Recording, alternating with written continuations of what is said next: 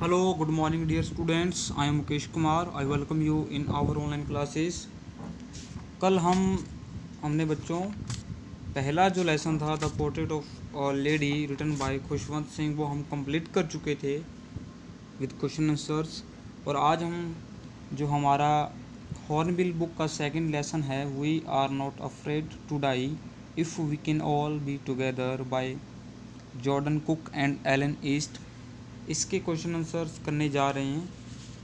और अगर किसी बच्चे को इसकी कम्प्लीटली हिंदी एक्सप्लेनेशन चाहिए तो वो यूट्यूब चैनल स्टडी हब के ऊपर जा कर के, मेरा जो यूट्यूब चैनल है उसके ऊपर जा कर के वो सभी वीडियोस देख सकता है +1 क्लास के।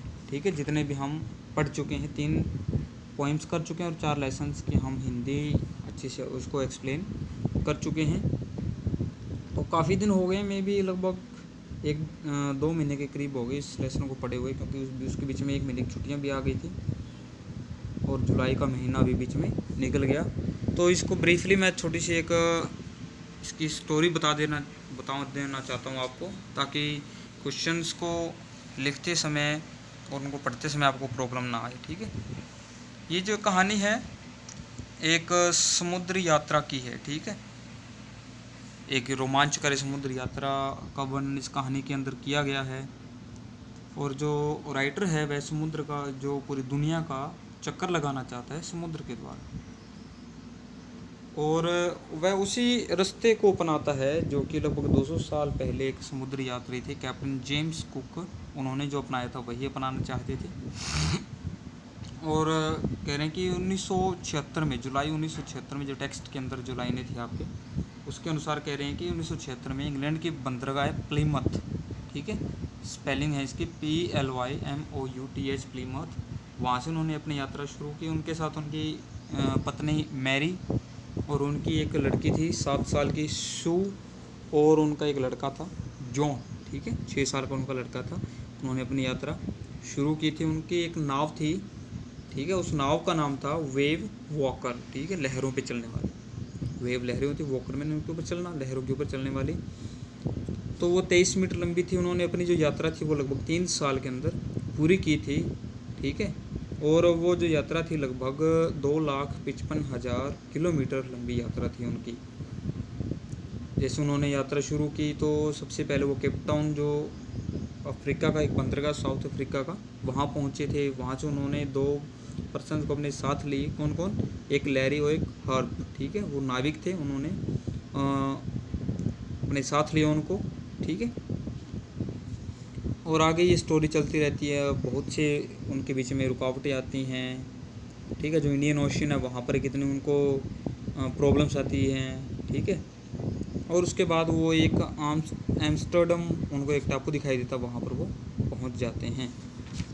और वहाँ एक मतलब कुछ एक पर्सन रहते हैं। ठीक है, लगभग वहाँ पर 28-27 ऐसे कुछ थे, तो वो वहाँ पर रहते, तो उन्होंने उनका वेलकम भी किया था।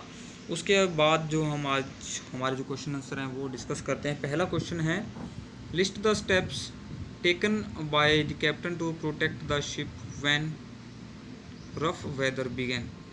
List the step, step means क्या होता है? कदम होते हैं, और या आप जो स्टेप उठाते हो किसी काम को करने के। ठीक है, तो कह रहे हैं कि जो भी उन्होंने स्टेप उठाए थे, कैप्टन के द्वारा उठाए गए स्टेप्स का आपने बताना है, लिस्ट बनानी है।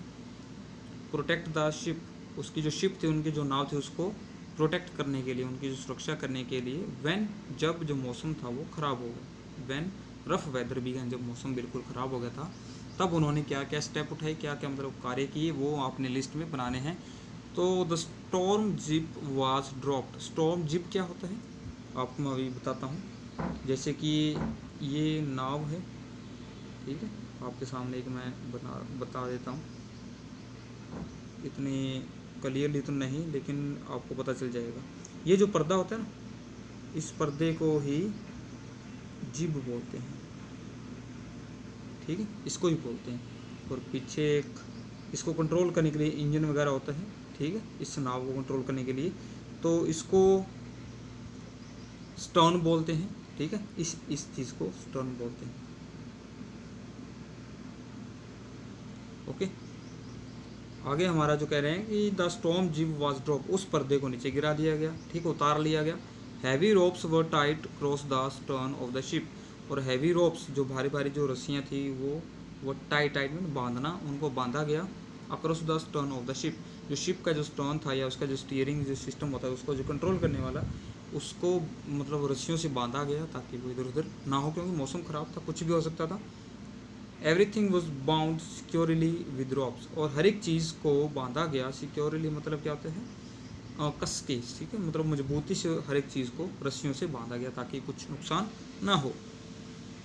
आगे है list the steps taken by the captain to check the flooding of the water in the ship, कि जो कैप्टन हैं उस शिप के, वेव वॉकर के, उनके द्वारा जो उठाए गए स्टेप थे किस चीज़ को चेक में नहीं रोकना, to check the flooding of the water in the ship. Flooding मतलब क्या होता है, वैसे फ्लड होता है बाढ़, लेकिन इसका देखते हैं तो मीनिंग निकलता है कि रुका हुआ पानी, कहीं पर पानी भर जाना, ठीक है, बाढ़ उसको बोलते हैं।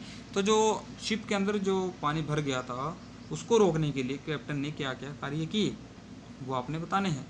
तो he took some waterproof hatch cover, उन्होंने कुछ एक वाटर प्रूफ हैच कवर लिए। हैच कवर मतलब उसको नीचे जो तलहटी थी उस नाव की उसको कवर करने के लिए, ठीक है, उसको बोलते हैं। जैसे फर्शी दरवाजे पर बिछाई जाने वाले वाटर प्रूफ शीट, ठीक है, जो प्लाई वगैरह इसको हुई शायद बोलते हैं, ठीक है। He screwed them across the big holes, उन्होंने स्क्रू मैंने क्या होता है पेंच कसना, उन्होंने जो हैच कवर लिए थे उनको बड़े बड़े होल्स के ऊपर रखा और उनके ऊपर पेंच कस दिए। Thus he try to check the flooding in of water, इस प्रकार वह कोशिश की, उसने कोशिश की टू चेक रोकने की, the flooding in of water, जो पानी अंदर इकट्ठा हो रहा था उसको रोकने की उन्होंने कोशिश की थी। क्वेश्चन नंबर 3 है describe the mental condition of the voyagers on January 4 and 5। जो वोएजर्स थे, वोएजर्स कौन, जो यात्री थे, समुद्री यात्री थे, उनकी मेंटल कंडीशन के बारे में आपने बताना है। उसमें जो यात्रा कर रहे थे वेव वॉकर के अंदर, उनकी सभी की मेंटल कंडीशन, मानसिक दशा के बारे में आपको बताना है। कौन सी 4 और 5 जनवरी को जो उनके साथ जो घटनाक्रम हुआ था उसके दौरान उनकी मानसिक दशा क्या थी वो आपने बताना है। कह रहे कि on January 4 they were able to pump out most of the water that had flooded in, कि 4 जनवरी को क्या हुआ कि दे वर एबल, कि वो योग्य थे किस चीज़ के, टू पंप आउट, पानी को बाहर निकालना, मोस्ट ऑफ द वाटर, कि ज़्यादातर पानी को उन्होंने बाहर निकाल दिया था लगभग 4 जनवरी को। दैट हैड फ्लडेड इन, जो कि अंदर जमा हुआ था, जो नाव के अंदर जो पानी जमा हुआ था उस पानी को लगभग वो 4 जनवरी तक वो निकालने में सफल रहे थे। They ate their first meal after 2 days, उन्होंने अपना जो पहला भोजन था वो लगभग 2 दिन बाद किया था। But this relief short lived, लेकिन ये जो राहत जो थी ये कुछ समय के लिए ही थी। इन द इवनिंग, और शाम के समय क्या हुआ, the black clouds began to build up behind them, और शाम को क्या हुआ कि जो काले बादल थे वो जमा होने शुरू हो गए थे उनके पीछे। Strong wind began to blow, strong मतलब जो तेज हवाएं थी उन्होंने बहना शुरू कर दिया था। बिगन मैंने शुरू करना, बोलो मैंने बहना, उन्होंने बहना शुरू कर दिया था। बाय डॉन मतलब सारी रात वो तेज हवाएं चलती रहीं। बाय डॉन, डॉन मतलब क्या होता है, आपकी जो पहली जो सूर्य की किरण दिखती है उसको बोलते हैं, उस समय को बोलते हैं प्रभात को, मॉर्निंग में अर्ली मॉर्निंग को बोलते हैं, ठीक है। और सुबह तक the situation had become horrible, और सुबह तक जो सिचुएशन थी वो बहुत डरावनी हो चुकी थी, भयंकर हो चुकी थी। The writer went to comfort the children, writer जो थे वो गए, वेंट मैंने गए, टू कम्फर्ट द चिल्ड्रन, बच्चों को थोड़ी सांत्वना या थोड़ा बच्चों को हौसला देने के लिए कि बच्चे डरे ना, घबराए ना। John asked his father, John जो कि उनका लड़का है 6 साल का, उन्होंने अपने फादर को कहा कि इफ़, कि अगर देवर, कह रहे कि if they were going to die, कि क्या वो मरने वाले थे, ठीक है। कह रहे अपने फादर को उसने पूछा कि इफ़, कि क्या they were going to die, क्या वो मरने जा रहे थे। The writer try to encourage him, writer ने क्या किया, एनकरेज हौसला देना या किसी को साहस देना, राइटर ने उसको साहस देने की कोशिश की, ठीक है।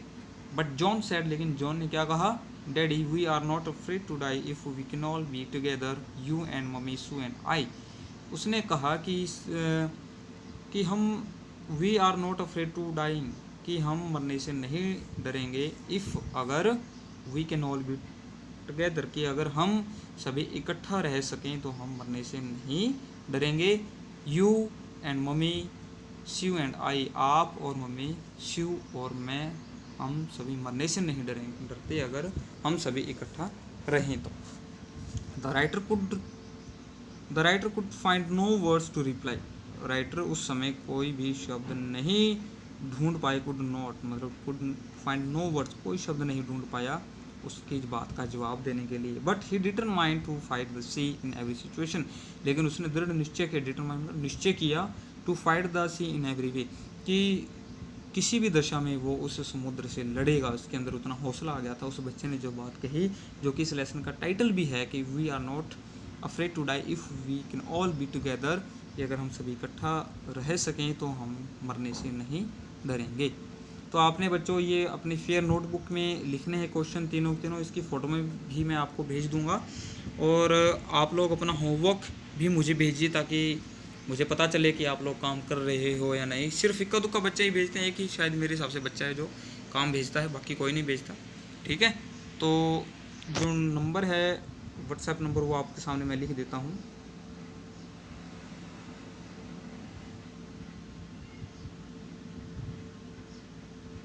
ठीक है, ये मेरा नंबर है, इसके ऊपर आप अपना जो होमवर्क है वो सेंड कर देना please. Okay, thank you, have a nice day.